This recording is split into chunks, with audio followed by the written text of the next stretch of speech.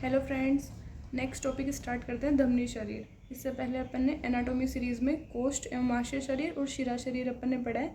Next topic number 3 धमनी शरीर पढ़ने। ये NCISM के सिलेबस में दिए हुए 3 पॉइंट है जो अपने को कवर करने हैं। कंसेप्ट ऑफ धमनी, निरुक्ति, टाइप्स और इसके अप्लाइड एस्पेक्ट। ओके, ये 2 मार्क्स का पूछा जाएगा। 2 मार्क्स का मतलब 2 MCQ। ओके, ना इसमें से कोई लॉन्ग आंसर क्वेश्चन है ना कोई शॉर्ट आंसर क्वेश्चन है। 2 मार्क्स में 2 MCQ कवर करने हैं। 2 MCQ एकदम ईजी है। अभी अपन इसमें से डायरेक्ट देख लेंगे कि MCQ बन कहाँ सकते हैं। सबसे पहले पढ़ते हैं निरुक्ति। निरुक्ति में अपन वात पित्त कफ, इससे पहले वाले वीडियो में भी क्लियर करा है कि निरुक्ति होती क्या है। किसी भी वर्ड को तोड़ के देखना। धमनी है, धमनी का कहाँ से बना है, क्यों बना है धमनी को, धमनी क्यों कहते हैं? क्योंकि धमान का मतलब होता है पल्सेशन करना, मतलब स्पंदन करना। तो जहाँ पे पल्सेशन या स्पंदन होता है उसको बोलते हैं धमनी। ओके, धमन्यात धमन्य, धमन्यात धमन्य, धमन्य। ओके, चरक सूत्र स्थान में इसकी ये निरुक्ति दी हुई है। ये क्या होती है? ये भी शिरा की तरह नलिका सदृश्य अवकाश युक्त हृदय से निकलने वाली रस रक्त वह तथा स्पंदनशील रचना है। ओके, सेम शिरा की तरह, पर ये स्पंदनशील रचना है। शिरा स्पंदनशील नहीं होती इतनी। ओके, नेक्स्ट पॉइंट है इसका स्वरूप। स्वरूप मतलब ये क्या करती है या फिर कैसे करती है? हृदय से शरीर के प्रत्यंगों की तरफ ये ब्लड का ट्रांसफ़र करती है। ओके, हृदय से शरीर के प्रत्यंगों की तरफ।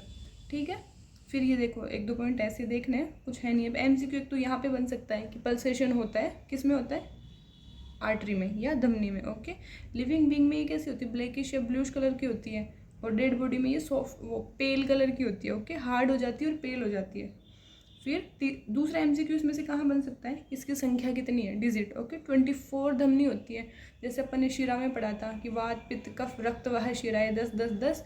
फिर शाखा में 25, टोटल शाखाओं में, चारों शाखाओं में 100, 41, 34 ऐसे करके अपन ने टोटल 700 शिरा करी थी। वैसे धमनी 24 होती है। 24 कैसे होती है? 10 ऊर्ध्वगामी, 10 अधोगामी, 4 तिर्यकगामी। जो नाभि से ऊपर ट्रांसपोर्ट करती है वो 10 होती है, नाभि से नीचे करती है वो भी 10, और 4 करती है तिर्यक डायरेक्शन में। ओके, संख्या इसकी हो गई और प्रकार और भेद भी हो गए। ठीक है, कुछ भी नहीं है। यहाँ एक MCQ यहाँ से बन सकता है, दूसरा MCQ यहाँ से बन सकता है, जो आपने अभी देख ही लिया। फिर इसके आते हैं फंक्शन। फंक्शन में ये क्या करेगी? ऑब्वियस है, ये ऑक्सीजनेटेड ब्लड का ट्रांसपोर्ट करती है।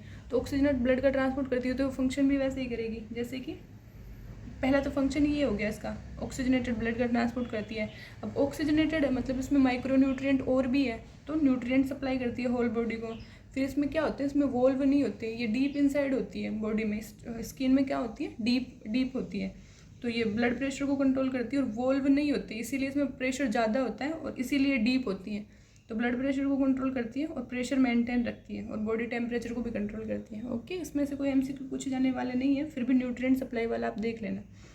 फिर इसकी डिजिट हो गई, इसकी निरुक्ति हो गई। ओके, और कुछ भी नहीं है। Okay guys, thank you. Subscribe for more.